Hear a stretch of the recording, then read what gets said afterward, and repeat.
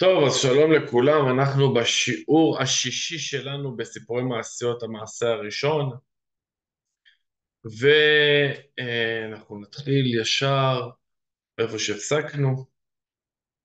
אז טיפה נקרא את השתלשלות האירועים, את הפשט, נוכל להיכנס לעניינים, נזכיר קצת מה היה, נסביר על הדמויות, ונתחיל לנסות למצוא רמזים שיעזרו לנו ויחזקו אותנו ויקדמו אותנו.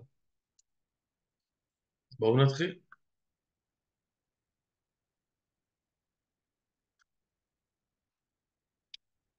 אז ככה. אחר כך היה מבצר, וכמה חילות היו עומדים שם סביבו, והמבצר היה נאה ומתוקן ומסודר מאוד עם החילות. והיה מתיירא מפני החילות, פן לא יניחהו לכנוס, והיה מיישב עצמו. אלך ואנסה. והשאיר הסוס והלך למבצר, והיו מניחים אותו ולא יקבעו כלל. כמובן אנחנו מדברים על השני למלכות, שהלך בשליחות המלך למצוא את בת המלך שעבדה. והיה הולך מחדר לחדר בלי עיכוב, הוא בא לפלטין אחד, וראה שישב שם המלך באתר, לא המלך ששלח אותו, אלא מלך אחר, שלפי הרמזים אנחנו מדברים על הסמ"ם. וכמה חילות וכמה משוררים בכלים לפניו, והיה שם נאה ויפה מאוד, כמו שאמרנו חן של שקר. והמלך ושום אחד מהם לא שאלו כלל, נכנס ככה בקלות. וראה שם מעדנים ומאכלים טובים ועמד ואכל, והלך ושכב בזווית לראות מה נעשה שם, וראה שהמלך ציווה להביא המלכה, והלכו להביא אותה, והיה שם רעש גדול ושמחה גדולה, והמשוררים היו מזמרים ומשוררים מאוד. אנחנו רואים שבת המלך הגיעה, אז נהיה שמחה גדולה, אשר הביאו את המלכה, והעמידו לה כיסא והושיבוה אצלו, והיא הייתה בת המלך הנ"ל. רואים שפה היא המלכה, אבל בעצם היא בת המלך. והוא ראה והכירה. שני למלכות, שני שורש נשמות ישראל, ראה והכירה. אחר כך הציצה המלכה, וראתה אחד ששוכב בזווית והכירה אותו, ועמדה מכיסה והלכה לשם ונגעה בו ושאלה אותו, אתה מכיר אותי? והשיב להן, אני מכיר אותך, את הבת המלך שנאבדה. ושאל אותה, איך באת לכאן? והשיבה, באשר שאבי המלך נזרק בפיו דיבור הנ"ל, וכאן המקום הוא לא טוב. אנחנו רואים שהיא הגיעה למקום הלא טוב. מי שרוצה להיכנס יותר לעניינים יכול לצפות בשיעורים הקודמים. וסיפר לה שאביה מצטער מאוד ושהוא מבקשה כמה שנים, ושאל אותה, איך אני יכול להוציא אותך? ואמר לו שאי אפשר לך להוציא אותי, כי אם שתהיה בוחר לך מקום ותהיה יושב שם שנה אחת, וכל השנה תתגעגע אחרי להוציא אותי, ובכל זמן שאין לך פנאי, תהיה רק מתגעגע ומבקש ומצפה להוציא אותי, ותהיה מתענה, וביום האחרון מהשנה תהיה מתענה ולא תישן כל המעת לעת.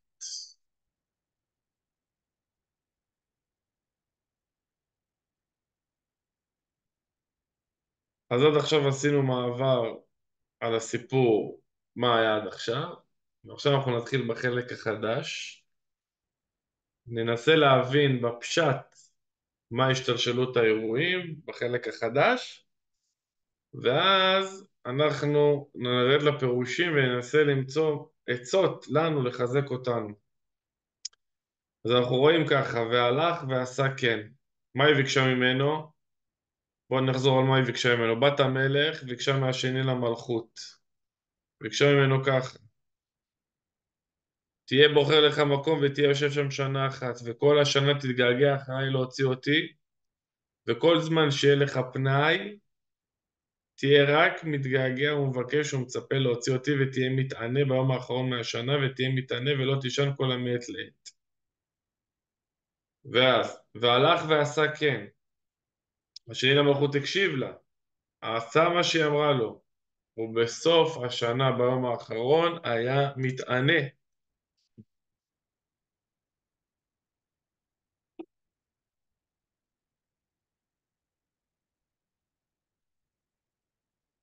ולא היה ישן, ועמד והלך לשם, והיה רואה אילן.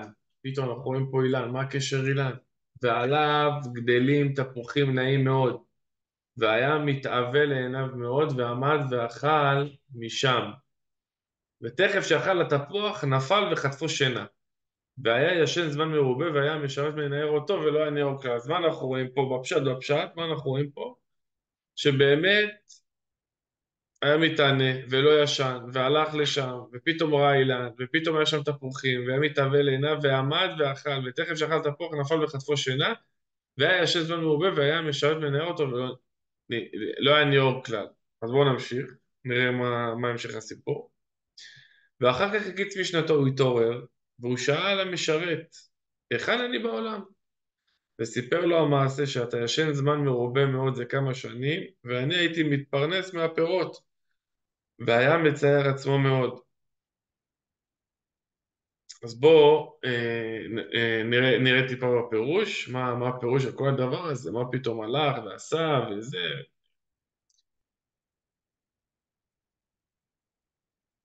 הלך ועשה כן, מעיד עליו שעשה כל מה שציפתה אותו בשלמות, ואחר כך בכל אופן היה צערה אצלו גדול ביום האחרון, וירמוז דאף שאדם רואה שכל ימיו, כל ימי חייו הולך לו כסדר, לא יהיה בטוח בעצמו אפילו עד יום האחרון. ובסוף השנה, ביום האחרון היה מתענה ולא ישן, מעיד שגם ביום האחרון היה לו עבודת השם, אולם גם אז עדיין היה בסכנה, כי אין האדם יכול להאמין בעצמו. אז אנחנו רואים פה יסוד שמתחבר ליסוד הקודם שלמדנו בשיעור הקודם, שאל תסמוך על עצמך, גם אם אתה רואה שהכל הולך לך והכל תקין והכל בסדר, תמיד תזכור ל... ל... להתחבר לבורא, תמיד להיות בקשר עם הבורא, תמיד לבקש מהבורא, לא לסמוך על עצמך. תדע לך, השם נתן לך עד עכשיו, אל תתגאה, אל תחשוב שעכשיו אתה בסדר. אם יש לך, אל תחשוב שזה יישאר לך. השם נותן לך דבר, תגיד תודה, תשאיר את השפע פתוח. רואים פה, שהוא כל השנה עשה מה אמרה לו השכינה, אבל ביום האחרון הוא נפל. אז זה יסוד מאוד מאוד גדול, שגם אם הכל הולך לך כסדר, אל תיפול לשינה. אל תגיד, הכל בסדר, הכל זה, אני לא צריך להתפלל, אני לא צריך את הבורא, אני יכול להסתדר בלעדיו. לא. גם אם הולך לך, גם אם אתה על הסוס, גם אם הכל בסדר, תמיד תזכור, תגיד תודה. תמשיך להתפלל על העתיד, תגיד תודה על העבר ותתפלל על העתיד. ואז אנחנו רואים פה, ותכף שאכל התפוח נפל, וחטפו שינה, ונמשיך. ואחר כך הקיץ משנתו ושאל המשרת, היכן אני בעולם? לא דילגתי. והיה ישן זמן מרובה מאוד, והיה משרת מנער אותו ולא היה נער כלל. זאת אומרת, בן אדם לפעמים יכול כל כך לסמוך על עצמו, כל כך כאילו להגיד הכל בסדר, לא צריך שום דבר. הרבה שנים זה יכול להיות לו, הרבה זמן תקופות. לעומת זאת, כמו שדיברנו בשיעור הקודם, מי שעושה התבודדות, ויש לו את הסדר של התודה, יש לו כל יום פרק זמן שהוא אומר תודה על הדברים שהיו לו מההתבודדות האחרונה עד ההתבודדות עכשיו. הוא לא נופל לשינה, הוא תמיד ער, הוא תמיד חי, הוא תמיד זוכה להיות מחובר לבורא. הרי מה זה מת? מת זה בן אדם שלא מחובר לבורא. הוא יכול שיהיה לו הכל, אין, אבל הוא חי מת. לעומת זאת יכול אחד שלא יש, אין לו הרבה יותר מדי, אבל הוא כל היום עם הבורא, הוא אומר תודה, הוא מקבל חיות, הוא דבוק בהשם, הוא חי. בואו נמשיך עוד קצת. והיה ישן זמן מרובה מאוד, והיה משרת מניות ולא נור כלל, ואחר כך הגיץ שנתו, ושאל המשרת היכן אני בעולם, וסיפר לו המעשה. היינו המשרת סיפר לשני למלך המעשה, ואמר לו, אתה ישן זמן מרובה מאוד, זה כמה שנים, ואני הייתי מתפרנס מהפירנות, והיה מצער עצמו מאוד,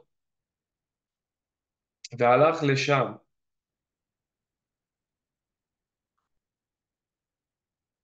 ומצא אותה. אז אנחנו רואים שעוד פעם, אחרי ההתעוררות, עוד פעם ניסה לחפש את השכינה, את בת המלך. ואז מה אנחנו רואים פה הפירוש? כי עדיין הייתה נמצאת במקום הלא טוב, וחלת מאוד, וגם מרמוז עוד רמז נפלא, שאף שאדם נפל מאוד מאוד מכל מקום, כיוון שכבר הגיע על ידי עבודתו הגדולה למה שהגיע, הרי שהניח רשימו באותו מקום. לכן אפילו שנפל משם, חוזר לשם בקלות. בלא שהוא צריך לידיעות גדולות בו בהתחלה. לפעמים בן אדם נמצא באיזה מהלך בחיים שלו, ברוחניות ובגשמיות. ואז פתאום יש לו איזה הפסקה. לא יודע, פתאום יש לו איזה דאון, פתאום לא מסתדר, לא מצליח להמשיך במה שהוא התחיל. אז פה רבנו אומר, אל תתייאש, אל תחשוב שזה שהפסקת, זה מפיל אותך אחורה. נכון, אתה בסטופ, אבל תדע לך, בזכות ההתקדמות הזאת שעשית, זה יכול להיות שוב פעם ברוחניות ובגשמיות, יהיה לך יותר קל לחזור.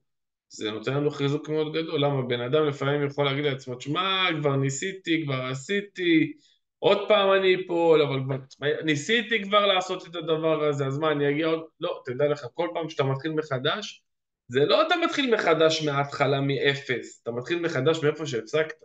אז יכול להיות שיקח לך קצת יותר זמן, אבל בזכות זה שאתה לא מתייאש, בזכות זה שאתה ממשיך, כל פעם אתה מתקדם, זה חיזוק גדול. בואו נסיים את הפסוק, את הפסקה.